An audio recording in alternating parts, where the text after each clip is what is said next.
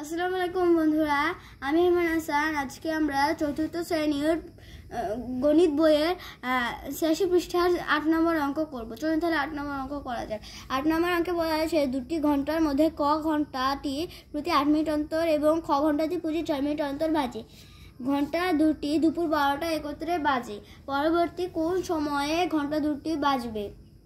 বন্ধুরা, এখানে যেহেতু আমাদের সবচেয়ে কাছের টাইমটা চাওয়া হচ্ছে এবং এটা কাছের টাইমটা কিন্তু অনেক ছোটো, এই জন্য আমাদের এখানে লসাগু হবে। আমরা জিনিসটাকে কিছুটা এভাবে করতে পারি। বন্ধুরা, এখন 8 ও 6 মিনিট এর লসাগুই হবে ঘন্টা দুটি একত্রে বাজার সময়। এখন 8 ও 6 আমাদের আগে লসাগু করতে হবে।